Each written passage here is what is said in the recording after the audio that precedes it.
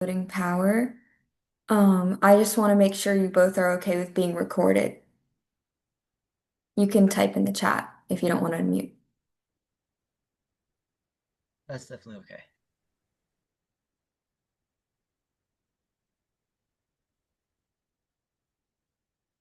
Oh, I'm going to admit Janet right now.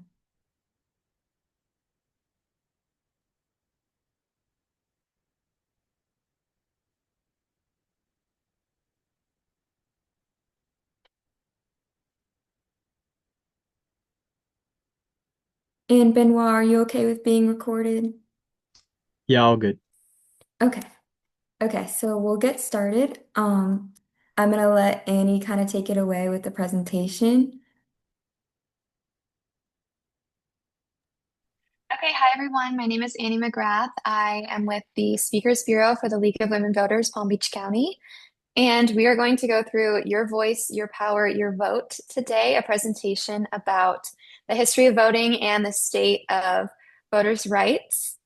So I'm going to share. And this is an interactive presentation. So if there's questions and answers, please feel free to answer the question truthfully. And that is that. So, again, this is Your Voice, Your Power, Your Vote. So, to start with, the League of Women Voters is a nonpartisan political nonprofit organization established in 1920 when women first got the right to vote, and men have been accepted since 1974. So, everybody can be in the league. We serve voters and promote good governance with research, education, and advocacy. And the mission is to encourage informed and active participation of citizens in government, educate on the structure of government and how it works, help increase understanding of major policy issues, and influence public policy through education, again, and advocacy. And membership is open to anyone 16 and over. There are over 30 local leagues in Florida. 20% are men, actually. And we have over 700 members in Palm Beach County. Hey. All right. So basically, I'm going to start with a question. Do you think that voters are as committed to voting today as they were in the past?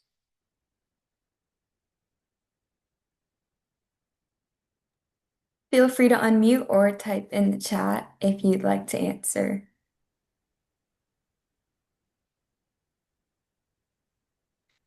I'm going to take that as a rhetorical answer. Oh, did someone have an answer? Yes, ma'am. Sorry. I was Okay. just thinking, I think nowadays it's more accessible, so you're gonna have a lot more voters than back then. Oh, great. We're going to go through why that is. This is just kind of going over what we're going to cover throughout the presentation, but I wanted to add that as a registered voter in Palm Beach County, you can look up your voting status and update your voter information online at votepalmbeach.gov, which again, I'll say a bunch of times throughout this presentation. But we're going to cover the history of voting, importance, why some people don't vote and why they should, and how to register and vote. Okay. Okay, so this question's, is there a constitutional right to vote? Patrick and Benoit, do you think there's a constitutional right to vote? Yes. Okay, Benoit, I'm sorry to break it to you. There is not.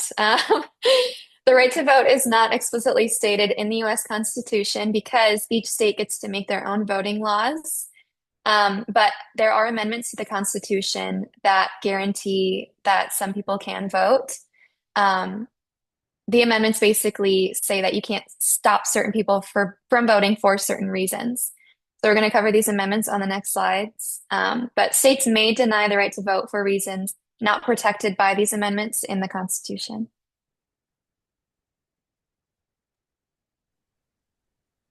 In 1776, who had the right to vote?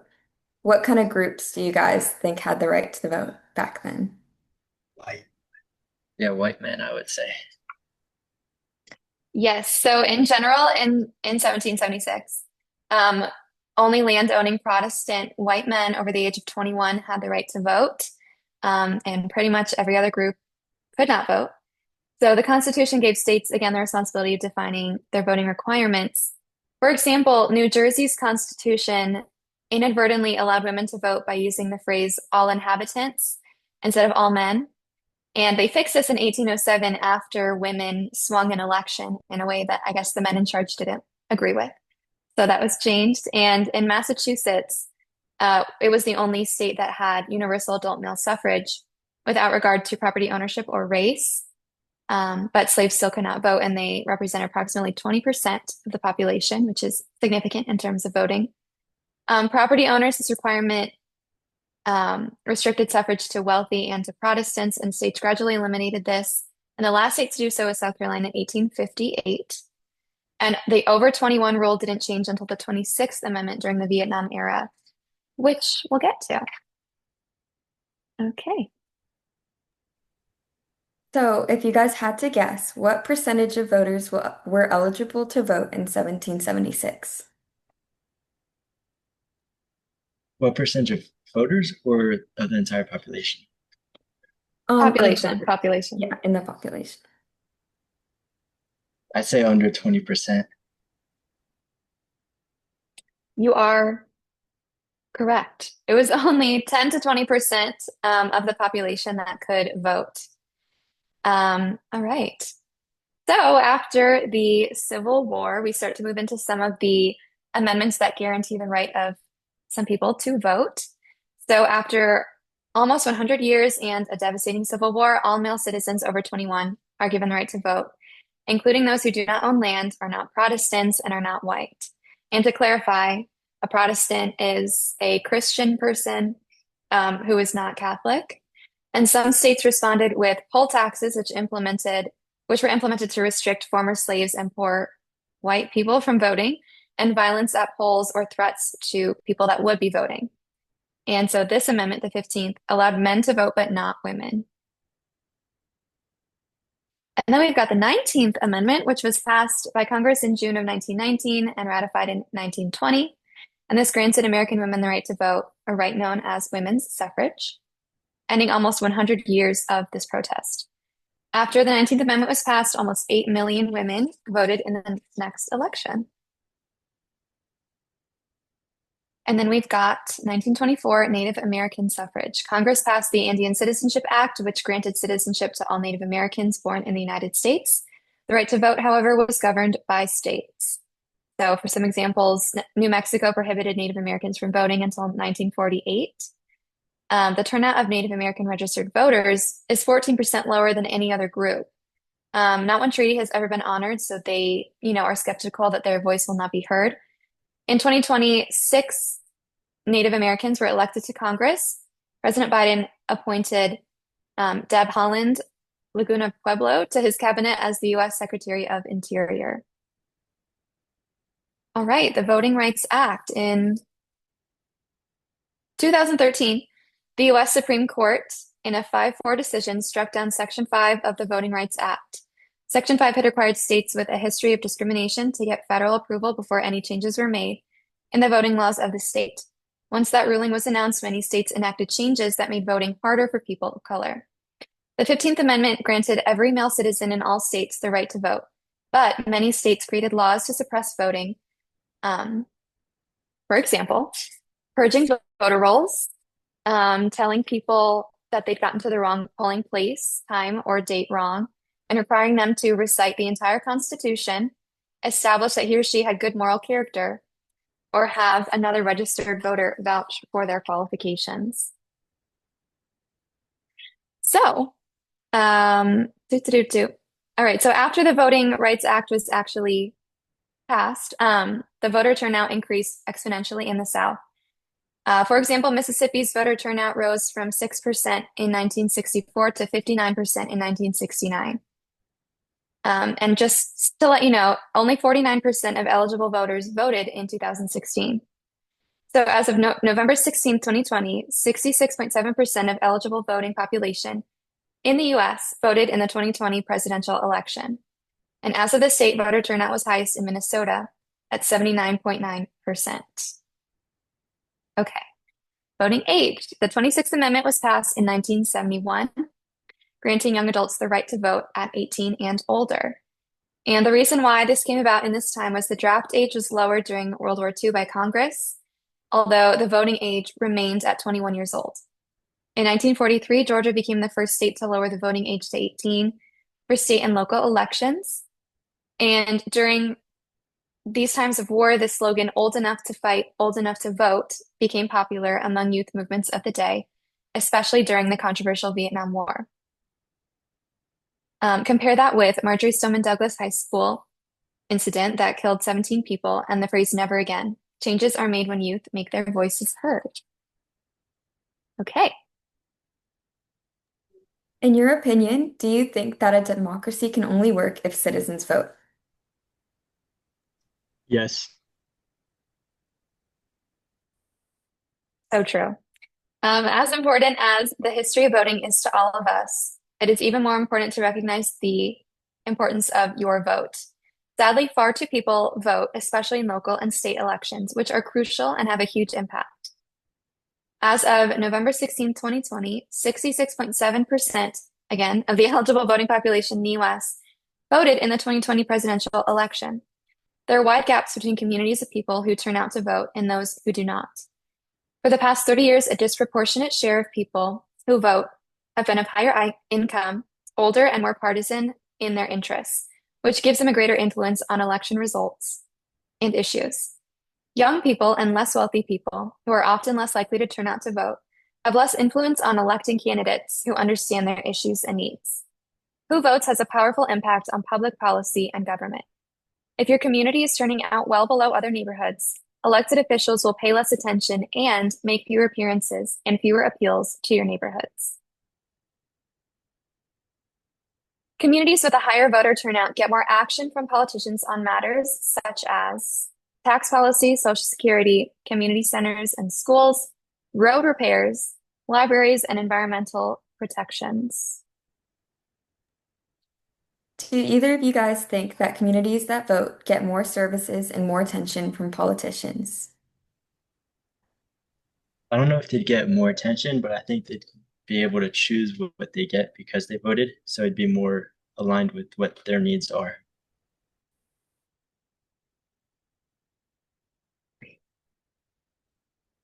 Okay, so here's the statement. Bad politicians are sent to Washington by good people who don't vote. Do you guys think that that's true? Yes, I think so because good people are probably more informed on what good politicians are. And so then the people, if they're not voting, people that aren't as informed, they're voting, putting the wrong people in office.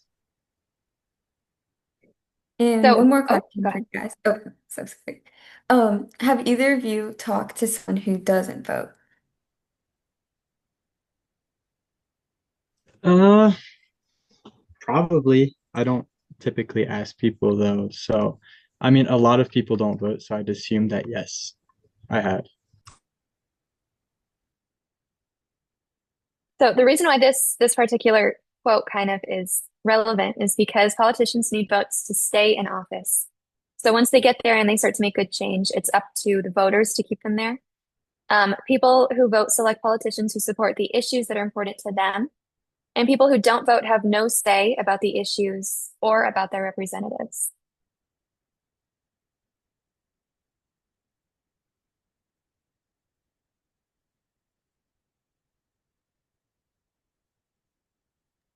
Okay, so we're going to go through some reasons that people maybe don't vote. Um, Maybe they think their vote won't count, or they're too busy, or there's difficulty with registration. Maybe they don't care. They think that voting lines are too long. Do you guys have any ideas about why somebody wouldn't vote? I think even though things have become a lot more accessible, it still has to do with accessibility because like rural towns and all that, where they're out in the middle of nowhere, it's definitely harder to get to a voting station or even cast your ballot than it might be for people in a city. Agree. I also think that there's a lot of unclarity when it comes to voting. A lot of people don't understand everything about the candidates and about what they stand for and the different political parties and stuff like that. That's a great point. So, four reasons that younger people tell us that they don't vote are that they are not asked or encouraged enough to vote, which is significant. We have to remember that it's up to us to kind of encourage the next generation. They're not taught about the democratic system. There's barriers, like you guys were saying, identification, location of voting sites, transportation. They might not be interested in politics, and they think that their vote won't make a difference. So these are all things that can definitely be addressed so that everybody can vote. Do either of you think that there's voter suppression?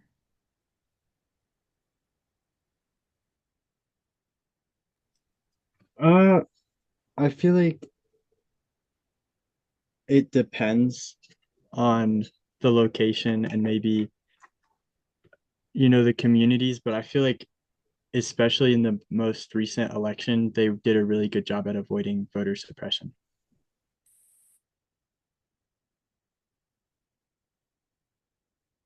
Okay, so here we go.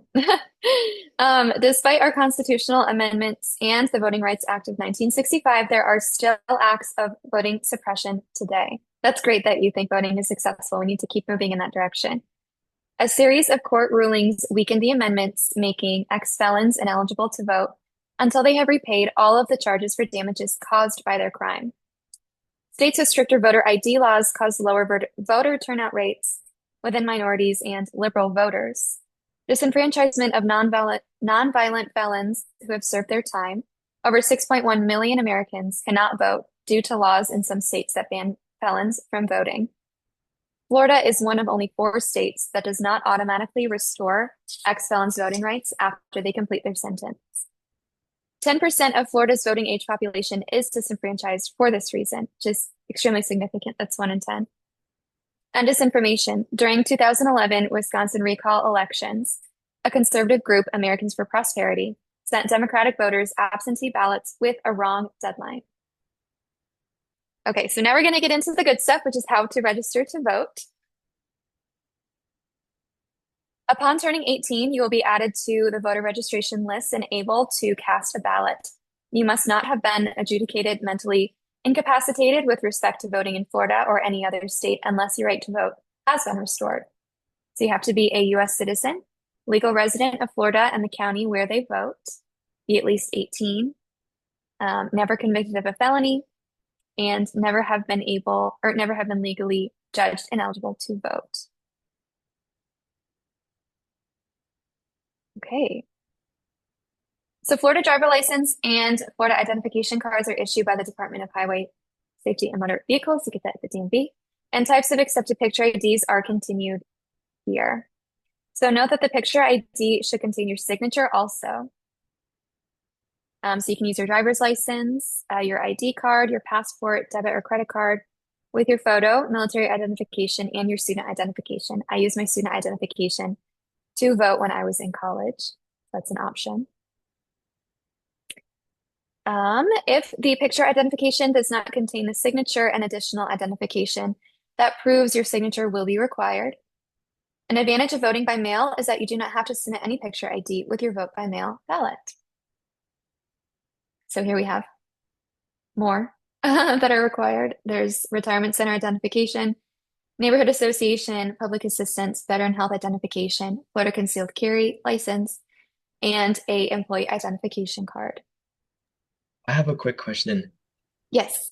For the mail-in ballots that don't require a photo ID, do you think that causes more voting fraud because it's harder to identify if the voter is who they say they are? I am not sure. I know that Janet, the leader of the Speakers Bureau, is on this meeting if she wanted to address that. I'm But here, I'm coming. oh, hey. Wait a second. There we go.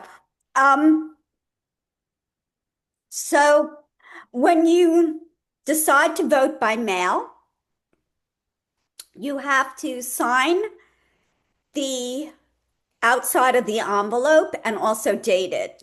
That signature is matched to your voter registration record. So when I had the opportunity to tour the supervisor of elections building, I asked how much fraud was there, and there was very small amounts because I prefer never to say never. There was very little fraud and certainly not anything that would have impacted or changed the result of the election because they do compare the outside of the envelope to your voter registration record, and that way it's also to prevent them from knowing how you voted. Does that That help? makes, yes, ma'am. Thank you. It is serious business in that building of supervisor of elections. I was also on that tour, and they go through so much, so many steps, really, multiple times, making sure that the signature matches. So thank you, Miss Janet, for that. So to wrap up here, FDR was the 32nd US president, serving from 1933 to 1945. And he said, nobody will ever deprive the American people of the right to vote except the American people themselves. And the only way they can do that is by not voting. And I believe Estella is going to read a quote. If not, I'll read the quote. Yes, and so sorry about before. My computer just completely Oh, that's restarted okay. me. But I have my phone now like ready in case it does. Okay. Okay, so the quote is, nobody will ever deprive the American people of the right to vote except the American people themselves, and the only way they could do this is by not voting. By And we Franklin D. need to keep saying this because it's extremely important that everybody understands that can vote and that we encourage everybody that can vote to vote. And I'm going to read a quote from John Lewis, who was an advocate. And he asked this to be printed on the day of his funeral in 2020. He said, ordinary people with extraordinary vision can redeem the soul of America by getting in what I call good trouble, necessary trouble. Voting and participating in the democratic process are key. The vote is the most powerful nonviolent change agent you have in a democratic society. You must use it because it is not guaranteed. You can lose it. Okay. Oh. All right. So registered voters, again, they can request a vote by mail ballot in the following ways. You can do an online application through the supervisor of elections, in writing to the supervisor of elections, and in person, and also by telephone call. There's early voting, which may be offered at the discretion of the supervisor of elections up to 15 days before an election. I did early voting personally. I think it's a lot more convenient, but it's also great to vote on the day of the election, just as long as you get in your vote before or while you are still able. So 411 voting guides, and here we've got links to it, vote411.org. They offer information about how to register to vote, polling places, and candidate statements. Okay. So again, you can vote by mail, you can vote during early voting days, and you can vote at your precinct on election day. And vote411.org is your best friend for that. And this is just an update for voting by mail. So all Florida voters who want to vote by mail must submit a new vote by mail ballot request to their county supervisor of elections. If you have any questions, you can call the Nonpartisan Voter Assistance Hotline at 866-OUR-VOTE. And again, all of this is on vote411.org. Many disabled and older voters have no choice but to vote by mail. Ensure everyone in your life who may vote via mail ballot submits a new vote by mail ballot request to their county supervisor of elections. And you can check your vote by mail request and track your ballot online. There are new rules this year for vote by mail ballots again, so double check that your status is that your ballot has been sent in and counted.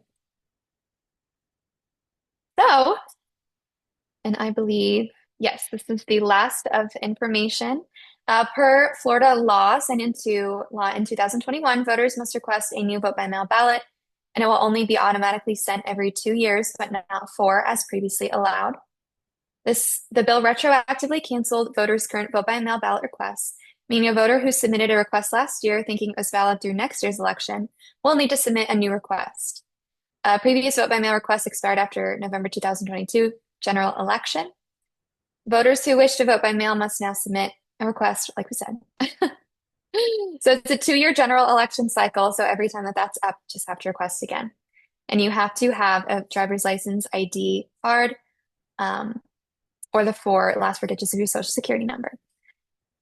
So, like I said again, make sure that that is not expired after the election cycle and that you are checking your status, which again, you can do online or through vote411.org. We'll give you all the information on how to access those various things. So that is the Your Voice, Your Power, Your Vote presentation. And I guess I can just ask if anybody has any questions before Estella gets into the activity.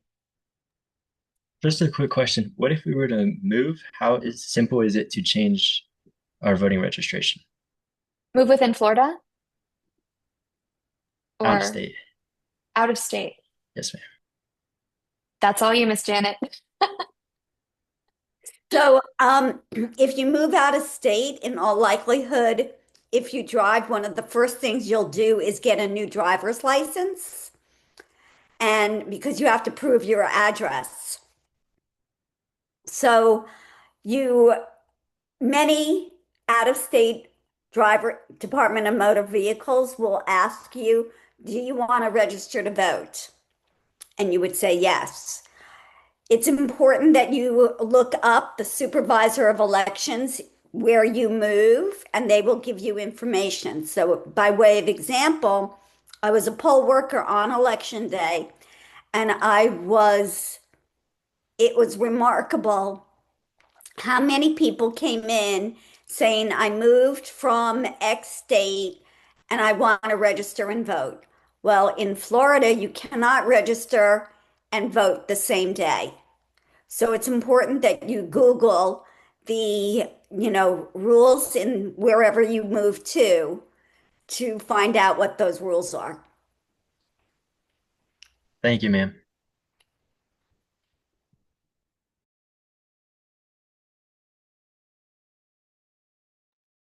All right, are we ready to move on to our activity? I'm ready. Okay, sounds good. So what this activity is, it's going to be just a quick little thing. I'm going to share my screen and I have like the Rosie the Riveter poster, and I'm going to have each of you guys come up with the slogan to encourage people to vote, and I'll type it in. So right now you can just kind of brainstorm that. It doesn't have to be anything special, but whatever that comes to mind, I'll put in. Let me see. Are you guys able to see it? Yes. Okay. So whichever one of you wants to come and volunteer first, just whatever comes to mind. I think I like there's this saying where something will only work if you do. So maybe like democracy works when you do. Oh, I like that. That's creative.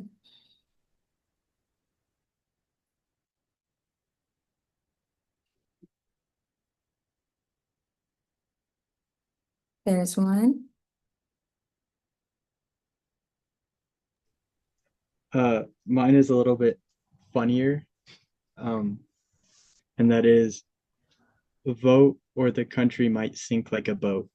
It has a nice ring to it.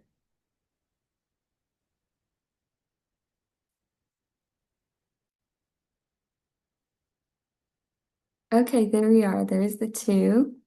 And these are just super important because the more voters, the better. And this can help encourage others to vote. So I would just say good job to both of you. These are pretty good slogans. Thank you. And that's all for this little quick activity. But I also did come up with a booklet that I don't know if you guys are familiar with booklets that you can either play yourselves or share. Um, and I'll drop the link in the Zoom so anyone who watches the recording can also find the link. Let me do that really quick.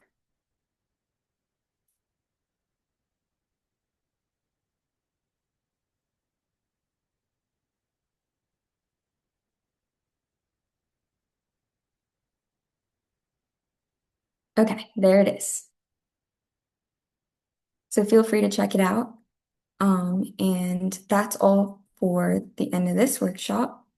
But I hope you both at least learned something from the workshop. And next Thursday from 6 to 7 or 6 to 6:30 in this case, because it did run a little bit quick, we'll be doing another workshop on civic civility and critical thinking with another short little activity at the end. I most definitely did. Thank you. That was great. Thank you so much for attending, both of you. Yes, thank you. Thank you, Estella. Thank you, Annie, for putting this together. Thank you. Thank you as well.